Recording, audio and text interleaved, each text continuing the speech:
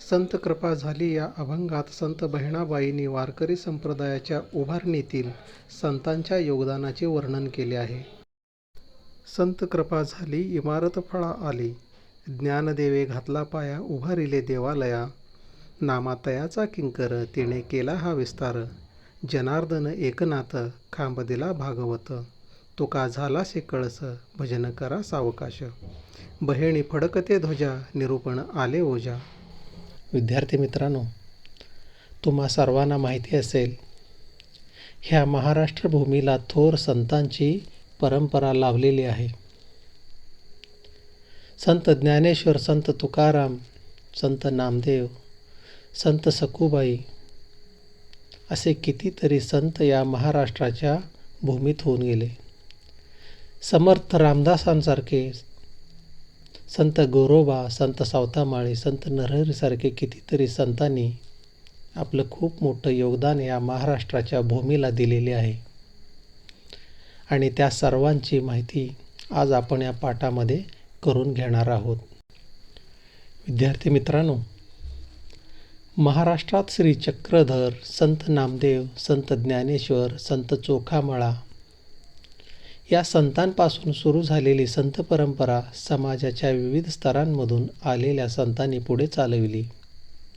या संत मंडळींमध्ये संत गोरोबा, संत सावता, संत नरहरी, संत एकनाथ, संत शेख महम्मद, संत तुकाराम, संत निळोबा इत्यादी संतांचा अंतर्भाव होतो.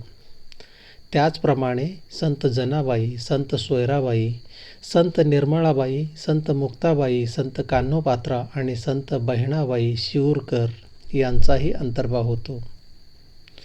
त्यांनी लोकांना दया, अहिंसा, परोपकार, सेवा, समता, बंधुभाव इत्यादी गुणांची शिकवण दिली.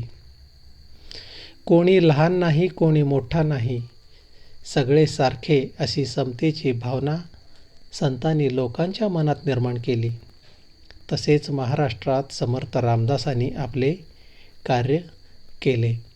विद्यार्थी मित्रांनो, महानुभाव पंथाचे संस्थापक तथा लीळाचरित्र या मराठीतील पहिल्या चरित्रग्रंथाचे नायक श्री चक्रधर स्वामी यांच्याविषयी आज आपण माहिती पाहणार आहोत. श्री चक्रधर स्वामी हे महाराष्ट्रातील पहिले ज्ञात आद्य समाज सुधारक आहेत.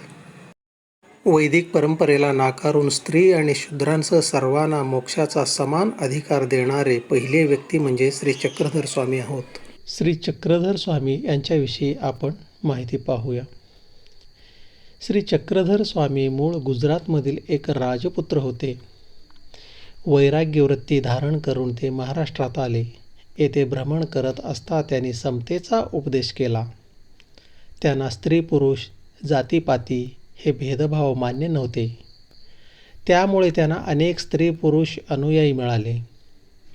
त्यांनी स्थापन केलेल्या पंथास महानुभाव पंथ असे म्हणतात. परत एकदा लक्षात ठेवा, श्री चक्रधर स्वामी यांनी स्थापन केलेल्या पंथास महानुभाव पंथ असे म्हणतात.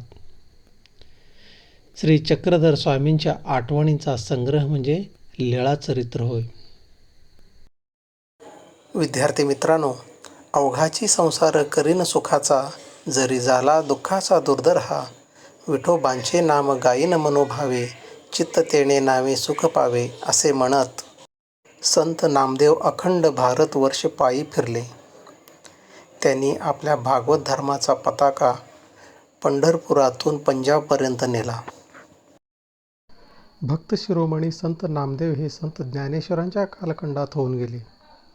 वारकरी संप्रदायाचे प्रचारक नामदेव महाराज नामवेदाचे व नामविद्येचे आद्य प्रणेते असलेले महाराष्ट्रातील हे एक थोर संत होत.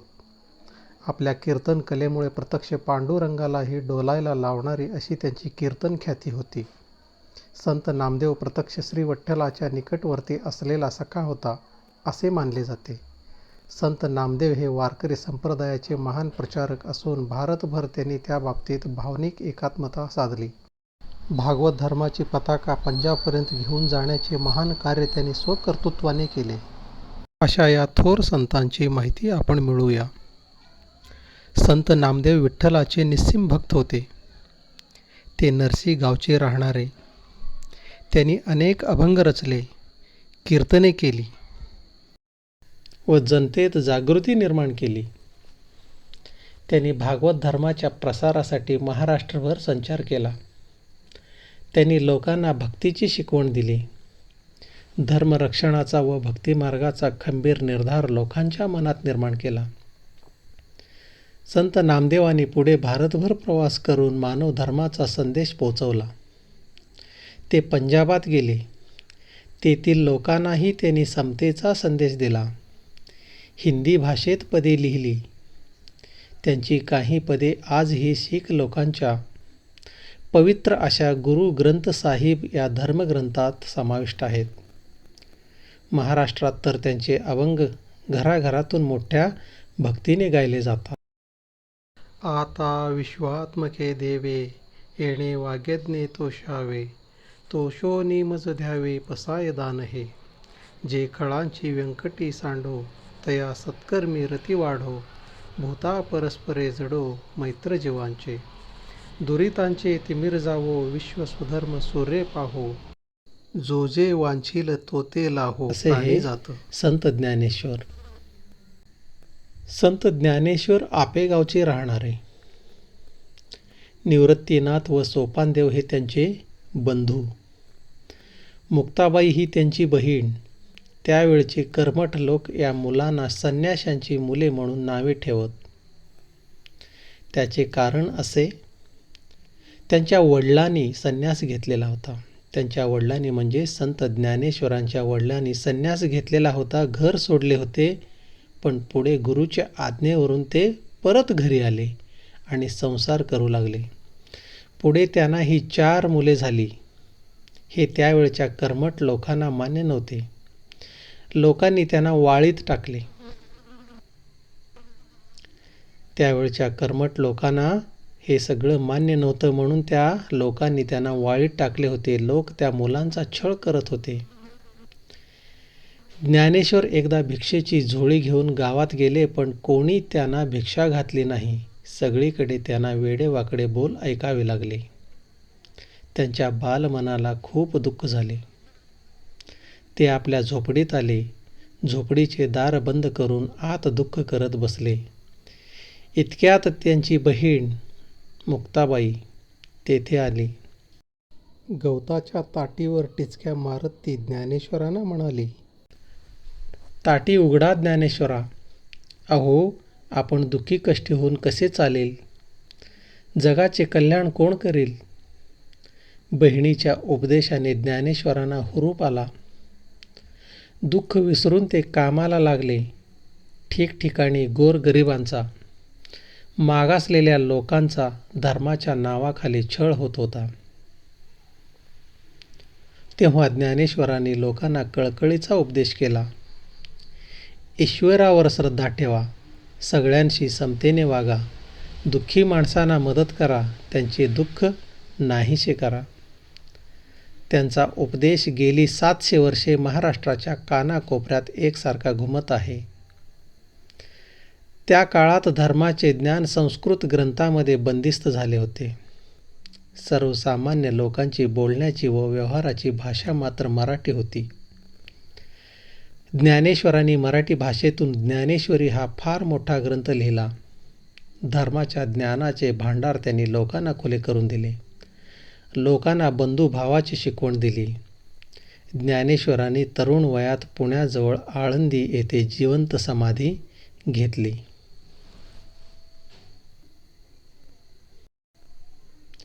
आजही लाखो लोक मोठ्या भक्तिभावाने दर साल आषाढी कार्तिकीला आळंदी पंढरीला जातात. विद्यार्थी मित्रांनो, यानंतर आपण आणखी एका संतांची माहिती मिळवणार आहोत. संत नामदेव व संत ज्ञानेश्वर यांच्या कार्याची परंपरा संत एकनाथांनी पुढे चालवली. ते पैठणचे राहणारे. त्यांनी भक्तिमार्गाचा प्रसार केला. त्यांनी अनेक अभंग, ओव्या व भारुडे लिहिली. कोणताही उच्च नीच भेदभाव मानू नका, असा त्यांनी लोकांना उपदेश केला. भक्तीचा मोठेपणा त्यांनी लोकांना पटवला. गोरगरिबांना, मागासलेल्या लोकांना त्यांनी जवळ केले. इतकेच नाही तर मुक्या प्राण्यांवर देखील त्यांनी दया केली. प्राणीमात्रांवर दया करा असा लोकांनाही उपदेश केला. संत एकनाथ जसे बोलत तसे वागत. एके दिवशी ते गोदावरी नदीवर स्नानाला निघाले होते. दुपारची वेळ होती. ऊन रखरखत होते. वाळवंट तापले होते. त्या तापलेल्या वाळवंटावर एक पोरके पोर रडत बसले होते. त्याच्या रडण्याचा आवाज नाथांच्या कानी आला. त्यांनी त्याचे आईबाप जवळ आहेत का यासाठी इकडे तिकडे पाहिले. धावत ते त्या मुलाजवळ गेले. त्यांनी ते पोर उचलून कडेवर घेतले. त्याचे डोळे पुसले. त्याला त्याच्या घरी पोहोचते केले. अशा रीतीने स्वतःच्या आचरणातून एकनाथांनी समतेची व ममतेची भावना लोकांच्या मनावर बिंबवली. विद्यार्थी मित्रांनो, तुमच्या परिसरातील मंदिरांमध्ये, देवळांमध्ये तुम्ही कितीतरी वेळा अभंग ऐकले असतील. कितीतरी सुंदर सुंदर अभंग गायले जातात.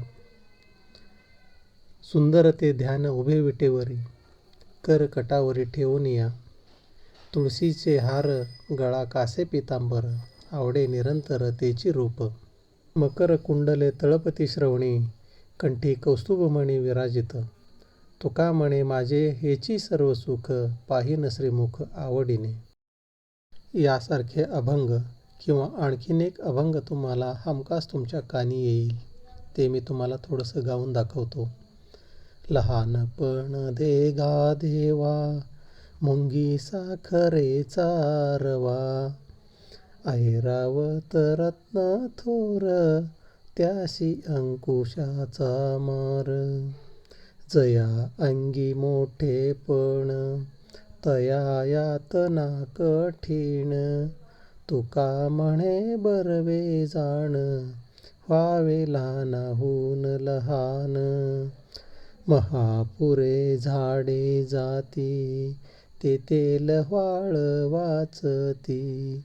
महापुरे झाडे जाती, तेथेल व्हाळ वाचती. असे कितीतरी सुंदर सुंदर अभंग आपण ऐकत असतो.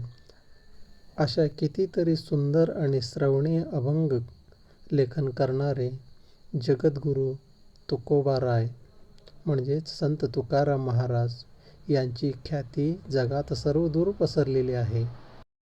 चला तर विद्यार्थी मित्रांनो, मग आपण जगद्गुरू संत तुकाराम महाराजांच्या कार्याविषयी माहिती जाणून घेऊया. शिवाजी महाराजांच्या काळात संत तुकाराम व रामदास हे संत होऊन गेले. संत तुकाराम हे पुण्याजवळील देहू गावचे राहणारे. त्यांच्या घरी शेतीभाती होती. त्यांचे किराणा मालाचे दुकानही होते. त्यांचे वाडवडील अडल्या नडल्यांना कर्ज देत. पण तुकारामांनी आपल्या वाटणीची कर्जखाते इंद्रायणी नदीमध्ये बुडवली आणि अनेकांना कर्जमुक्त केले. जवळच्या डोंगरावर जाऊन ते विठ्ठलाचे भजन करत, आषाढी कार्तिकीला पंढरीला जात, कीर्तन करत, अभंग रचत आणि ते अभंग लोकांना म्हणून दाखवत. हजारो लोक त्यांच्या कीर्तनाला येत. शिवरायसुद्धा त्यांच्या कीर्तनाला जात असत. संत तुकाराम लोकांना दया, क्षमा, शांती यांची शिकवण देत. समतेचा उपदेश करत. जे का रंजले गांजले त्यासी म्हणे जो आपुले, तोची साधू ओळखावा, देव तेथेची जाणावा. हा संदेश त्यांनी लोकांच्या मनावर बिंबवला. लोकांच्या मनात विचार जागे केले. लोक संत तुकारामांचा जय जयकार करू लागले. आजही महाराष्ट्रभर आपल्याला ज्ञानबा तुकाराम हा जयघोष ऐकू येतो. ज्ञानेश्वरांनाच ज्ञानबा असे म्हणतात. तुकाराम गाथा आजही घरोघरी वाचली जाते. त्याच काळात म्हणजेच छत्रपती शिवरायांच्या समकाळात महाराष्ट्राच्या कडेकपारीत जय जय रघुवीर समर्थ अशी रामदासांची गर्जना घुमत होती. त्यांचा जन्म मराठवाड्यात गोदावरीच्या काठी जांब या गावी रामनवमीच्या दिवशी झाला. रामदासांचे मूळ नाव नारायण, पण ते स्वतःला रामाचा दास म्हणू लागले. दासबोध या त्यांच्या ग्रंथातून त्यांनी लोकांना मोलाचा उपदेश केला. विद्यार्थी मित्रांनो, आपल्याला लक्षात ठेवायचं आहे, समर्थ रामदास स्वामींनी लिहिलेला ग्रंथ कोणता? तर त्या ग्रंथाचं नाव आहे दासबोध. तसेच त्यांच्या मनाच्या श्लोकातून त्यांनी लोकांना सद्विचार व सद्वर्तन याची शिकवण दिली. गणाधीश जो ईश सर्वा गुणांचा, मुळारंभ आरंभ तो निर्गुणाचा. नमो शारदा मूळ चत्वार वाचा, गमो पंत अनंत या राघवाचा. मना सज्जना भक्ती पंथेची जावे, तरी श्रीहरी पाविजे तो स्वभावे. जनी निंद्यते सर्व सोडोनी द्यावे, जनी वंद्यते सर्व भावे करावे. प्रभाते मनी राम चिंतित जावा, पुढे वैखरी राम आधी वदावा. सदाचार हा थोर सांडून येतो, जनी तोचितो मानवी धन्य होतो. यासारखे मनाचे श्लोक आपण घरी, शाळेत सगळीकडे म्हणतो. बलोपासनेसाठी त्यांनी ठिकठिकाणी हनुमानाची मंदिरे उभारली. लोकांना शक्तीची उपासना करण्यास शिकवले. सामर्थ्य आहे चळवळीचे, जो जो करील तयाचे, हा संदेश त्यांनी लोकांना दिला. रामदासांनी लोकांना संघटना करण्याची व अन्यायाविरुद्ध प्रतिकार करण्याची स्फूर्ती दिली. त्यामुळे त्या काळात लोकांना धीर आला. साधू संतांच्या कार्यामुळे लोकजागृती झाली. धर्माबद्दल आदर वाढला. लोकांच्या मनात आत्मविश्वास निर्माण झाला. संतांच्या कामगिरीचा शिवरायांनी स्वराज्य स्थापनेसाठी पुरेपूर उपयोग करून घेतला. विद्यार्थी मित्रांनो, आपल्या या बलशाली भारत वर्षामध्ये महाराष्ट्राला खूप मोठा इतिहास लाभलेला आहे आणि त्या समृद्ध इतिहासासोबतच एक खूप छान अशी परंपरा, वारकरी संप्रदायांची परंपरा आपल्याला लाभलेली आहे. आणि त्याच परंपरेचा एक भाग म्हणून संतांची कामगिरी या पाठामध्ये आपण महाराष्ट्रात होऊन गेलेल्या संतांची माहिती आपण यामध्ये घेतलेली आहे. आशा आहे विद्यार्थी मित्रांनो, हा पाठ तुम्ही परत परत वाचा, संतांचे अभंग वाचा, संतांचे अभंग म्हणा. आपल्या साधू संतांची सुंदर सुंदर वचने, सुंदर अभंग आपल्या वहीमध्ये लिहून ठेवा आणि ते मुखोद्गत करा. हीच सगळ्यांना नम्र विनंती.